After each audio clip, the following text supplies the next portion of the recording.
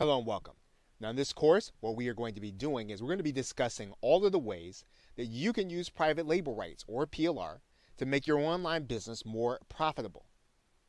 Now, private label rights, and other people call it PLR, it gives you leverage to create more content, more products, and authority with whatever time constraints you are working with. And the need to be prolific with promotional content requires that marketers have new and accurate content on a regular basis. In other words, in order to really get your message out, you can't rely on one message. You can't rely on one social media post. You can't rely on one blog post. It really requires that you are consistent with content, consistent with products, consistent with information that's going to be helpful to people. Now, PLR is available for that, and it's available to those folks who do not have time to research and create this content on a regular basis. So if you had to come up with all of the new ideas, you had to come up with all of the different ways and examples that these new ideas can be applied, you'd probably run short of time, and that's where PLR is at its best in helping you to be able to accomplish that. Now, PLR content is licensed to the buyer to use in their business as if it were their own. So in other words, you are getting in PLR the right or the ability to take what you're given and to either rewrite it or repurpose it or reuse it and use it as if you were the person who came up with the idea. Now, the buyer doesn't have to pay royalties or credit the seller once it's purchased. So in other words, you go out and you purchase this PLR. You don't have to credit the person who wrote it. You don't have to credit the organization you buy it from. It's literally yours to use as you see fit and to credit yourself as if you wrote it. Now, typically, it's sold from one person or one organization to many people. So the PLR content product can routinely be sold to as many as 200 to 300 people at the same time. Now, how is PLR defined? Well, one of the ways that PLR is defined routinely in the marketplace is private label rights. Now, private label rights gives the buyer the right to use it as if they created them themselves. You can also buy what's called resale rights. Now, resale rights gives the buyer the right to resell it, but sometimes without the right to change it in any way. So in other words, you don't necessarily have the latitude to edit it or make it your own. Master resale rights gives the buyer the right to resell the product. So in other words, you buy the product from the PLR creator and then you can sell it to someone who then has the right to sell it again. So it actually is a way of creating more value in the product.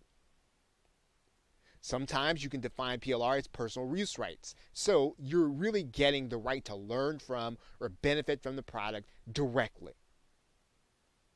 And in some cases, some vendors will give you unrestricted rights. Now, this gives the buyer the right to use it or change it or resell it in any way. So why is PLR such a great value? Well, one of the things, as we talked about, when you've got to create and you've got to come up with all of the different ideas, PLR can really save you research time. It can also save you preparation time. So in other words, you don't have to go through the process of getting all of the blog posts or doing all of the videos. You actually know the information, but then you don't have to prepare the content.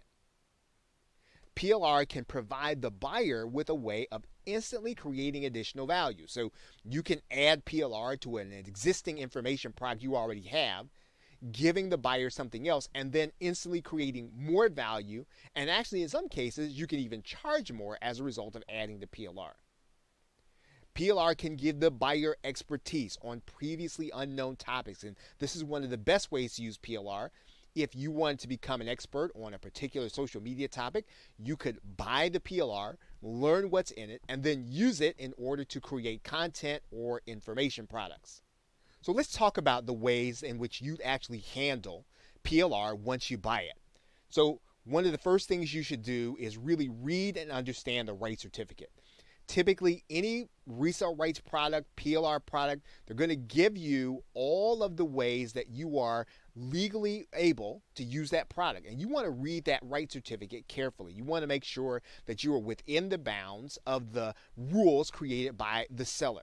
Second thing you're going to do is you want to take note of the components you have. So did you get videos? Did you get a cheat sheet? Did you get other content? How are you able to use this content? So you want to make sure you understand each and every component that you have and how you were able to use it. Third, now, what you want to do is archive those components. So you want to make sure that they are put away or filed away in a way that you are going to be able to access it when you want it and when you need it. And so that when you can search for it, you'll be able to find it based on your own personal filing system. And that's actually fourth.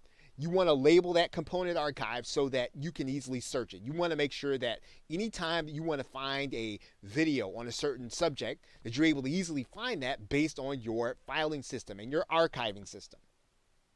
And of course, in conclusion, having this PLR available in a system that makes sense to you increases the likelihood that you'll be able to find it and use it. Now, that's how you are going to get started with using PLR. Now, in the rest of this course, I'm going to be talking about how you can take that PLR or any rights product and maximize it to your benefit, regardless of what you want to do in your online business.